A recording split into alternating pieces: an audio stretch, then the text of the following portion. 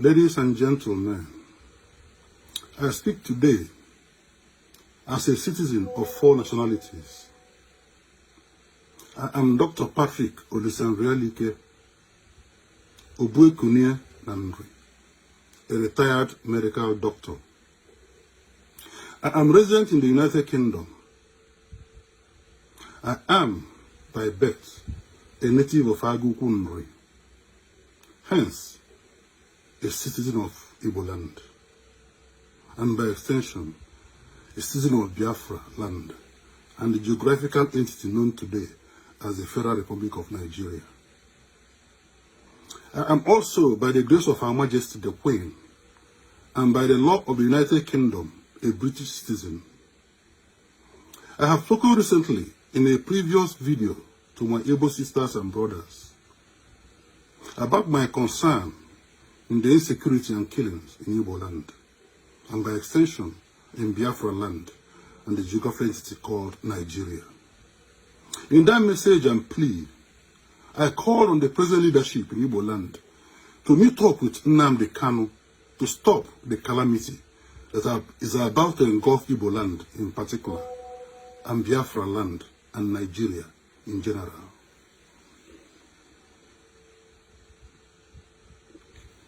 As of today, the wanton killings and destruction of property has continued. Today, which is the 3rd of June 2021, I am speaking as a concerned elder, ready to help in the emergence of a new leadership in Igbo, Biafra land, and Nigeria in general. Before going further, I wish to extend my sincere condolences to all families in Nigeria and Igbo land, and Biafra land in particular, for the loss of their loved ones who died since the British peacefully gave us independence in 1960. This was due to the mismanagement of that federation by the successive leaders, which has continued unfortunately till today. May their souls continue to rest in peace. To my fellow Igbo, as I earlier said, I speak to you today as an elder. As I said before in my previous video, it is an abomination for an elder to be present while a pregnant goat delivers on a leech.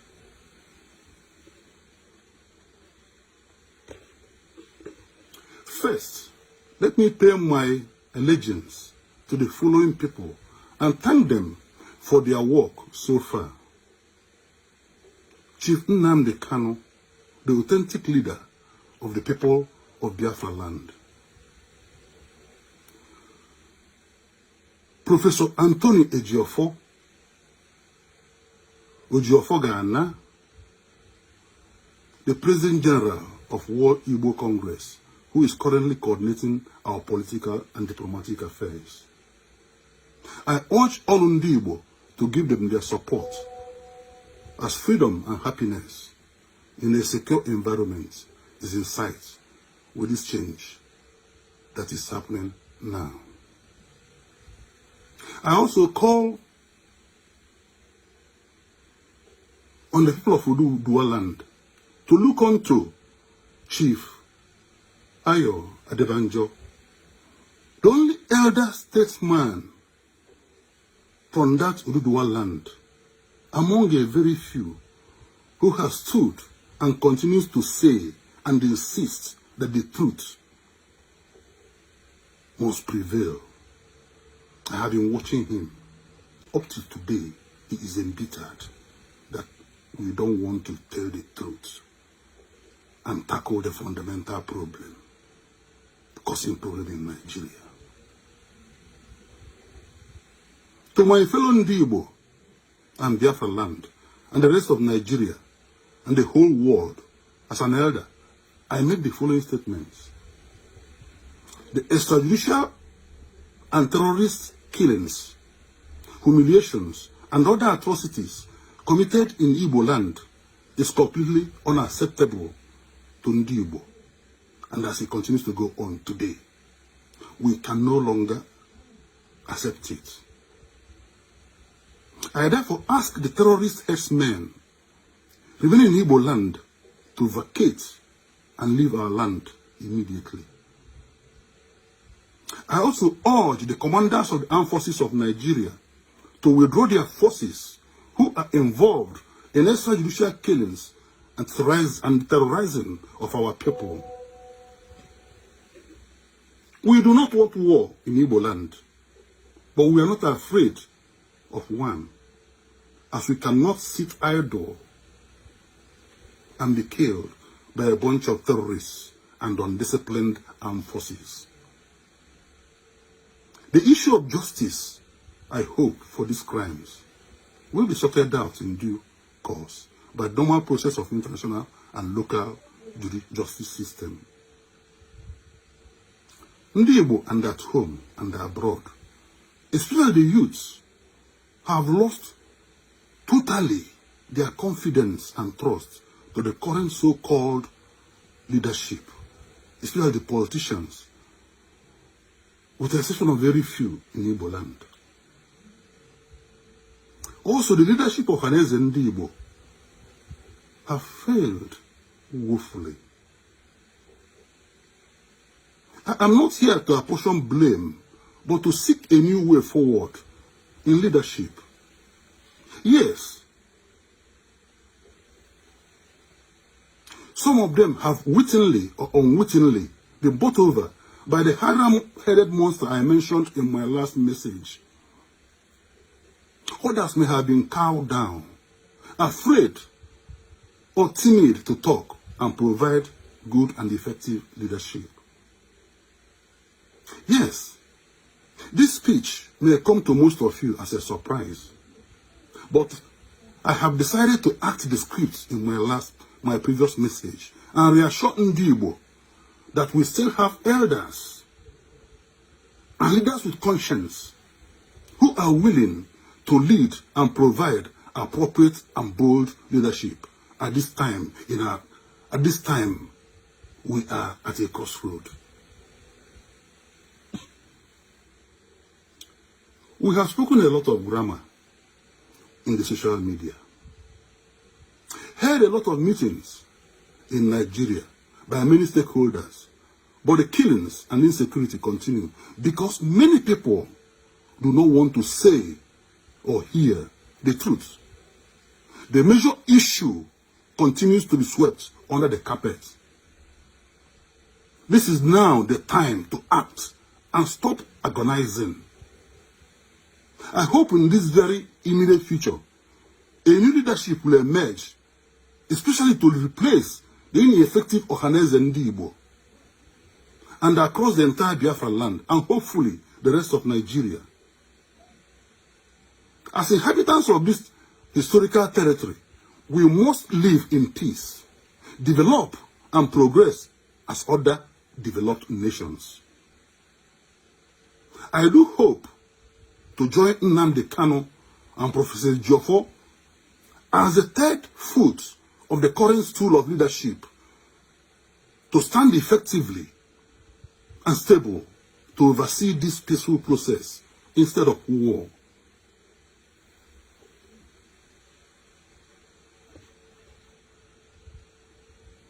I want to make it clear here that in the formation of a new leadership of Ohanaeze Ndigbo, no external power or authority shall be allowed to influence the emergence of that leadership, as was the case in the past. As an elder, I wish to confirm some obvious truths. IPOB is not and will never be a terrorist organization. In the first instance, the so-called government that proscribed it is an illegitimate government. I shall come back to this point later. In fact, that so-called government is a sponsor of terrorism. The Eastern Security Network, ESN, is the only authentic security organization present in Igbo land and recognized by Ndigbo today, who are amazingly comfortable with their defensive role. From my own assessment, it was formed to protect and defend Ndi Igbo against the insecurity that was imported into Igbo land by these unscrupulous leaders.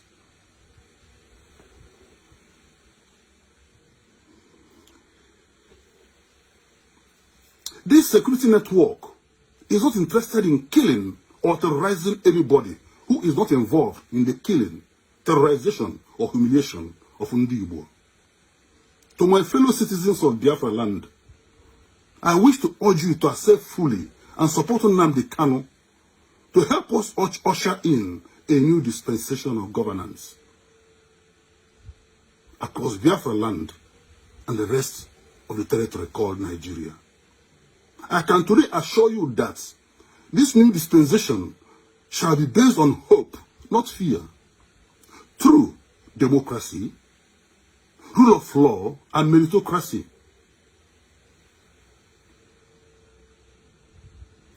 What we need today is an unadulterated socio-economic and political development, progress, prosperity, and happiness.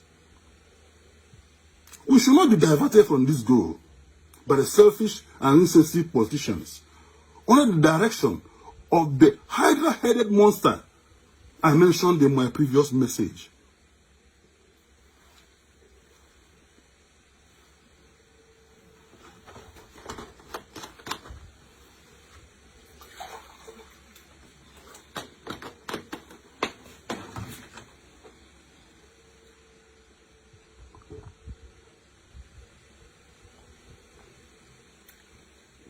Excuse me. For my Nigerian compatriots, the Yoruba, the Hausa, and other nationalities, this is the real truth we must face to solve our problem. The current 1999 constitution, under which we are being ruled, not governed, is illegitimate. It was founded on a lie and imposed on us by the military. This military is now almost taken over by this hydra-headed monster I mentioned previously.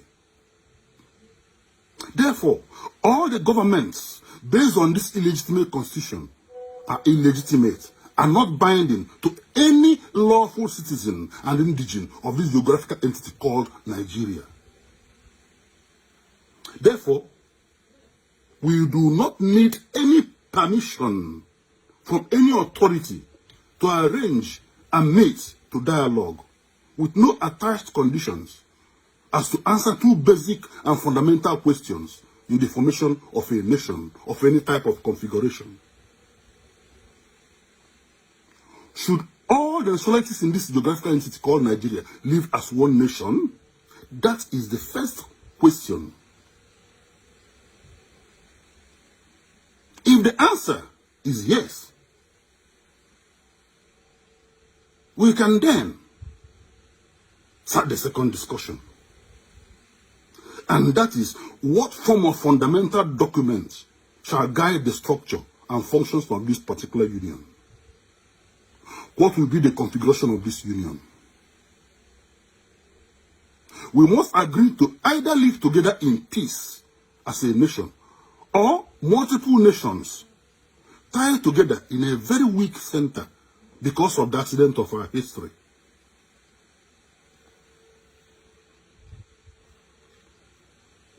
In the interim, while this deliberation is going on, I will ask that we immediately diffuse tensions across the entire territory by implementing the security section of the Aburi Accord of 1967.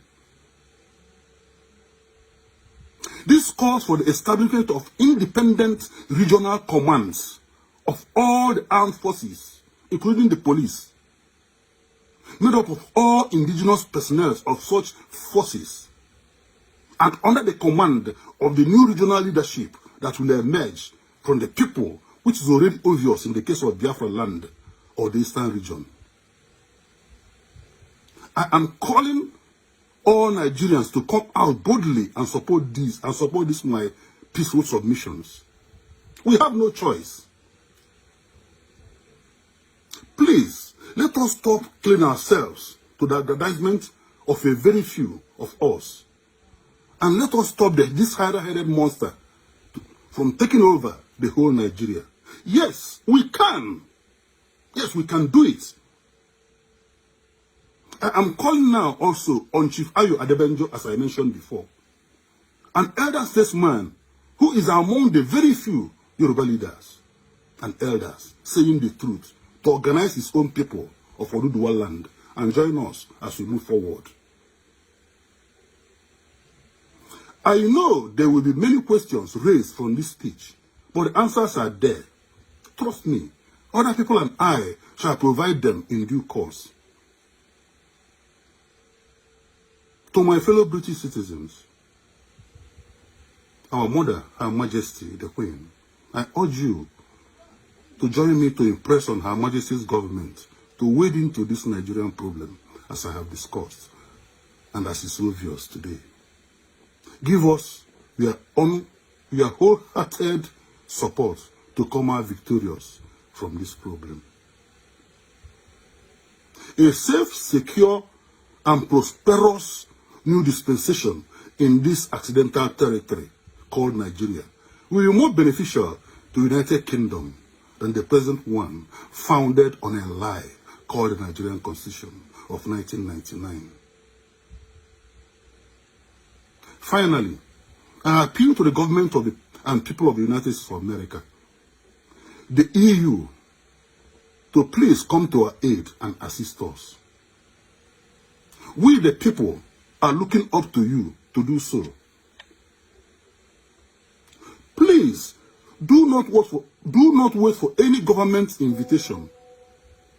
For what we have today in Nigeria is an illegitimate government and not government of the people.